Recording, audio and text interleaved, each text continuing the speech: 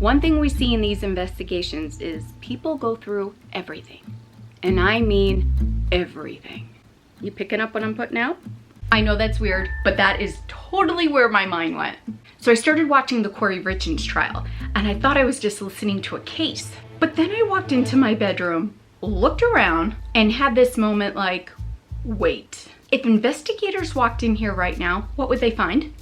And the answer made me want to clean everything. For those of you that don't know the Kouri Richins trial or the case, she's a woman that's from here in Utah who poisoned and killed her husband. And as I was listening to the trial, there were details in it that had me looking at my home completely different. Now, I'm not here to break down the case for you. I am just here to tell you what I realized. Okay, so when I was watching the trial, they showed the body cams of the police officers in the home. So with the cameras on them being in the bedroom, I could see, their room. And it got me thinking, oh my goodness, this is how my bedroom looks like right now. I have so much clean laundry to put away that it's cluttering up the front of the bedroom, like by the foot of the bed. They would have to come into this. Oh my gosh. That's embarrassing. And then, seeing all the other footage of the body cam of them being in the house, and even during the investigation, not just that night, we're seeing inside the bathrooms. What if they came in my bathroom looked like that? What if they were in the kitchen and they looked in my sink and saw the dishes? What would my house say about me? I know that's weird, but that is totally where my mind went. And then I started realizing that true crime can actually teach you a lot about your home. Not in a scary way, in a, wow, I should probably get my life together a little bit kind of way. There was one detail about the case that really got me thinking, the cups. She said she made them a Moscow Mule, and those copper cups ended up in the dishwasher. They were never tested. And I kept thinking, wow, something that small got missed. Yes, the cops didn't realize that morning that they were stepping into a crime scene, but later when they went back into the house to investigate more. So I walked into my kitchen like, what am I ignoring every single day? The cup and the sink moments that we ignore. That one pile, that one corner, that one drawer. And it made me realize it's not the big messes in our home that might overwhelm us. It's the small things that never get finished, because one cup turns into a few turns into a pile, and suddenly your kitchen is out of control. Not because of one big mess, but because of 20 tiny ones. So here are 3 practical shifts. Number 1, the one thing left undone rule. Most overwhelm doesn't come from doing too much. It comes from leaving too many things half done. My big problem. The one cup in the sink. Laundry not folded. Items left out and not put away. So before we leave a space, finish one thing. Not everything, just one. Number 2, the 30-second closeout habit. I think this one could change everything for me. Give yourself 30 seconds before you leave a room. Put that one cup away. Wipe one surface. Reset one thing. We're not cleaning, we're just closing the loop. And number 3, don't walk past it twice. This is where it can snowball. You see it, you walk past it, and then you see it again. Now it's heavier. If it takes less than a minute, do it the first time. I've been trying to do this one for years, especially if you've been here on my channel. Yeah, Fly Lady Cat has been trying to help me with that one. It's not about discipline, it's about reducing those open loops in our brain. Every unfinished thing is taking up space mentally. That's why that detail stuck with me so much, because something small ended up mattering. So now when I walk into the kitchen, I'm not gonna think I need to clean everything. I'm gonna think, what's my one cup in the sink? And sometimes it's actually a cup. So if you don't know, Kouri Richins was a mom, and she was a real estate investor. She would buy and try to flip homes. And she lived in a very affluent area here in Utah, and married to a very affluent family. She was just trying to create a bigger life for herself, financially, socially, all of that, right? One of the biggest pieces of evidence wasn't physical. It was her phone. She had a ton of deleted messages. And the searches, there were searches for fentanyl, searches about life insurance, and even how to delete things. Okay, so here are 3 tips for this area of how hidden things come out. Number 1, instead of asking, why is this messy? Ask, what keeps landing here? Clothes, maybe there's no in-between spot. Bags, maybe they really don't have a home. So let's create a landing spot before the mess happens. Number 2, we try to clean at the end, but the pattern starts at the beginning. This is where I think most of us miss it, especially me. Laundry isn't overwhelming because of folding, it's overwhelming because of where it gets dropped. So let's try to catch it the first moment before it becomes like this thing. Number 3, I think this could change everything for me. If the system is harder than the habit, we'll always lose. If the hamper's too far, there's clothes on the floor. If the junk drawer's full, stuff piles everywhere. If there's no quick bin for things, clutter can spread. So let's try to make the easy choice the right choice. Just like investigations, they don't just look at one clue. They look at patterns over time. So when you're walking in a room and you're thinking, I need to clean this, try thinking, what pattern created this? If something happened to me and my husband at the same time, and people had to come into my home, I would need a warning system. Now, I love my family, but there's some things that they don't need to discover. And honestly, true crime made me think of this. Not in a scary way, but like, oh, what would they find kind of way. So I came up with 3 tips for this type of ordeal. Number 1, create a private zone and contain it. Have one place where really personal things go. It could be a drawer, it could be a box, it could be a container, because if things are too scattered, it's going to be too stressful. If it's contained, it's handled. Number 2, the trust friend system. This might sound really funny, but it's very practical. Have one friend that knows where the things are. The personal items, you know, the things you don't want, let's say your mother-in-law to be sorting through, you know. You picking up what I'm putting out? Just like when you're out of town and you have someone come check in on your house, have someone that can protect your privacy too. So in this situation, my friend Becky's on alert. I am not embarrassed if she finds anything. She gets it. And I could trust her. I could trust her to come swoop right in, grab what needs to be grabbed, and take it away.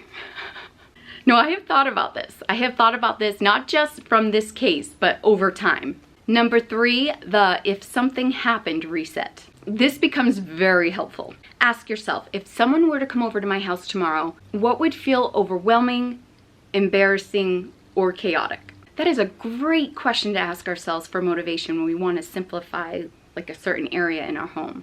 This isn't really about hiding things. It's just being intentional with our space. Knowing where things are, having them handled, not leaving everything for someone else to figure out. The financial part of this case was heavy. Nearly $5 million in debt, forged documents, and crazy things with life insurance policies. So as I was watching the trial and thinking about the pressure, trying to be somebody, building something bigger than you can sustain, and the thing that hit me was it didn't happen all at once. It built in small decisions over time. So I thought, how many times does this happen in our own way? Not crime, just pressure. Trying to keep up, trying to look like we have it all together. And the thing that hit me was it didn't happen all at once. It built in small decisions over time. And I think as women, we don't talk about this enough. It doesn't feel like pressure at first. It just feels I need to get it together. But over time, those just once decisions start stacking. So let's start asking ourselves, is this a one-time decision or something I need to maintain? For example, buying in bulk. There's a storage system that's needed. If you're gonna buy new decor, that's just more to manage. Extra commitments, that's time and energy costs. Just don't think about buying it, think about maintaining it. Number 2, build a life that you can sustain, not just create. This is where things can get out of control. We're really great at building. You know, routines, systems, expectations. We don't always ask, can I keep this up on a hard week? If it only works on your best day, it's not a good system. When I start to feel the pressure building, I try not to add more. I really need to take something away. Example, fewer commitments, simpler grocery trips, maybe repeating outfits and meals. Relief doesn't come from doing more. It comes from doing less on purpose. You don't need to prove anything. You don't need a bigger life. You need a life that feels manageable. And man, watching that trial, I was seeing how things can just spiral when you're, holding on to things that are way too heavy. So if your home feels overwhelming right now, don't ask, what can I fix? Ask, what am I trying to carry that I don't need to anymore? Because sometimes it's not your home, it's the expectations you put on it. There was one moment in the trial that really struck me. Weeks before Eric's murder, he got really sick. And it was from a sandwich that Kouri left for him to eat at lunch in the front seat of his truck. He later told a friend, "I think my wife tried to poison me." And then later it became a joke of like, don't eat anything Kouri makes. Now obviously I'm not talking about something like this that could happen in our homes, but I am talking about something that we all do. We ignore the small signs that something isn't working. Not because we don't see them, but because we tell ourselves, oh, it's fine. I'll deal with it later. I just need to get through this week. And after that moment, he actually did make changes. He changed his will and life insurance policies to remove Kouri from them and to put things into a trust and have that trust be controlled by his sister if something were to happen to him. Now I know in our homes, we could feel that too. Something just isn't right. Sometimes when things feel off, we just try to push through instead of adjusting. And I sat back and thought, whoa, how many warning signs do we ignore in our homes? If something isn't working in your home the first time, believe it. The first time the laundry piled up. The first time a space stopped working. Clutter that keeps coming back. So you could clean it again, but why don't we name that problem? This isn't a mess, it's a repeat problem. We tend to wait until we're overwhelmed before we change anything. But usually the first time something felt frustrating was the moment to adjust. This one is huge. We think we're the problem. I need to be more disciplined. I need to try harder. But most of the time it's not you, it's the system. So for an example, the mail. Maybe it keeps piling up because it doesn't actually have a home once you bring it into the house, or a system for when it comes into the house. What are you gonna open? What are you gonna file? And what are you gonna toss? And then that place you're gonna file or keep needs to have a home. If something feels hard to keep up with, it's not because you're failing. Let's just simplify it a little more. For example, our kitchen table over the years would be the clutter spot because it's a blank surface. Well, a few years back, I decided that I'm gonna always have the table set or partially set, because that way there's no way a bag or books or things are gonna pile up on that. And let me tell you, it actually has been working. They searched the Richins' home quite a bit. They knew what the weapon was that killed him. It was the fentanyl that poisoned him, but they couldn't find how he got it, how he took it. So they built a story. And that struck me. Now let's say an investigator came into my home right now. What story would it tell? Mine could be, wow, they must have been really busy lately. Or if they're a good investigator and they're seeing the start and stops to things and maybe piles of projects, they might go, I wonder if she has ADHD. And right now, it might not be the story that I want to tell, but it is the story my daily habits are writing. Yeah, this was very eye-opening for me. Your home doesn't always show your best intentions. So let's walk through our homes like we're seeing it for the first time. Now try not to judge yourself. You're just trying to observe honestly. Your home shows your defaults. What you do when you're tired. It's definitely gonna show where things land. When you're busy, it's gonna show the things you skipped. Instead of trying to be better, design your home around what you already do. For example, let's say in your bedroom, there's a spot where you're always dropping your clothes there, but you do have a hamper. Then move the hamper to that spot. Edit the story. Don't rewrite everything. This is where we usually go wrong. We try to fix everything at once. But as we know, stories don't always change at once. They change one direction at a time. So clear one surface, create one system. Pick one thing that would change how your home feels and start there. That's what stayed with me with this case, how a story gets built from small pieces at a time. So if you're not loving the story your home is telling you right now, don't start over. You just need to change the next line. Now remember, you're not creating a story that's not true. This is how Kouri got in trouble. You're changing the story to fit you and how your brain works and how your home runs. Are you getting it? We don't want to pretend things and make a fake story. This is where that pressure just builds and builds, remember? Well, friends, I did not expect this trial to have me look at my home a little differently, but it did. These are the thoughts that go through my head all the time, you guys, like seriously. But if anything, it made me realize the small things matter, the patterns matter, and the life we're building here in our homes matter. So yeah, maybe go check that cup in the sink.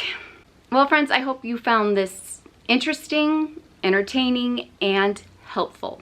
Now, I hope you could see that I am not trying to make fun of the Richins case. It's very heartbreaking and very sad, and it breaks my heart.